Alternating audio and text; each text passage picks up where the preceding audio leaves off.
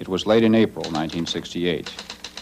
I received that first report with some skepticism, but in the following months I was to hear similar stories from such a wide variety of people that it became impossible for me to disbelieve that something rather dark and bloody did indeed occur sometime in March 1968 in a village called Pinkville in the Republic of Vietnam.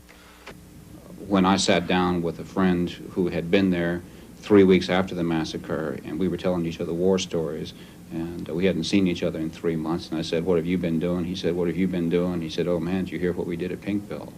I said, "No, what'd you do at Pinkville?" He said, "We went in there and we killed everybody." I said, "Killed everybody? What do you mean?" He said, "We just shot them, lined them up and shot them down. 300, 400, 500 people, I don't know how many."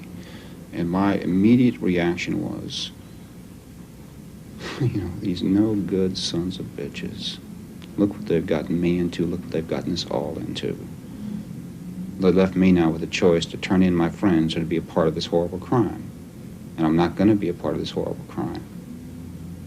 The only way to not be a part of the horrible crime is to discover the truth and to pursue it. These Ridenhour Awards that we launched today are meant in their own small way to keep alive Ron's spirit, the spirit of truth-telling. People who know that this war was wrongly entered into, that the policy currently is disastrous, that future wars, and here I'm speculating on the basis of leaks, but that future wars are being prepared and are going to be lied about in just the same way that the plans exist, just as I knew plans existed in '64, should consider not doing what I did, not waiting 4 or 5 years till the bombs are falling before they tell what they know and what they believe to Congress and the press. I have never gone by a Xerox shop without thinking of Dan Ellsberg. Night after night, and then quarters and quarters. There should be an Ellsberg photocopier.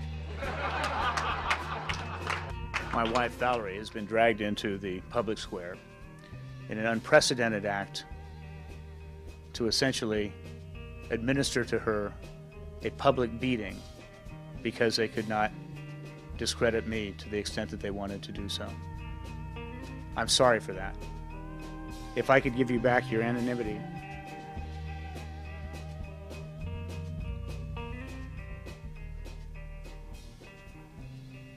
I would do it in a minute. Ron Ridenhour's stamina and his own trust of his own sense of justice, despite the people around him, pushed an open secret out into broader light. I think of poverty as an open secret. I think it's an ordinary atrocity. Isn't it true that instead of fixing airline security, port security, mass transportation, local response, and securing loose nukes and biological components, we spent billions of dollars on starting a war with Iraq, a nation that had nothing to do with 9/11? We have a collective problem here of war crimes on a major scale that begin with the presidency that we're going to have to deal with in our lifetime at some point. Maybe it'll come out in the history books much later. But we're looking at a monumental crime against humanity. Anthony Shadid took enormous physical risks by choosing the red zone over the green zone in Iraq.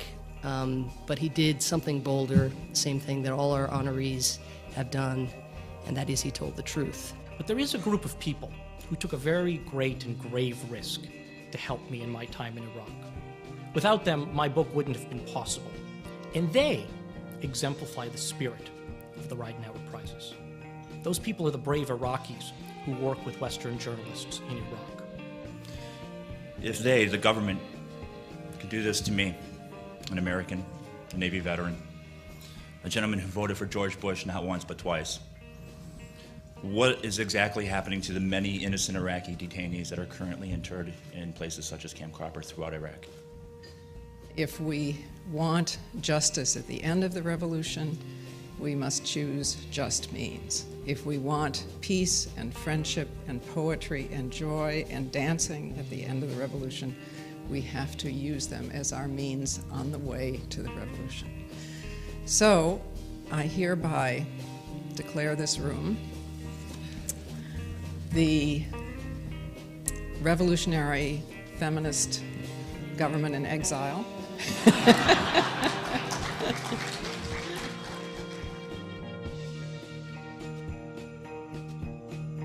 Life is not an annuity, but a mandate.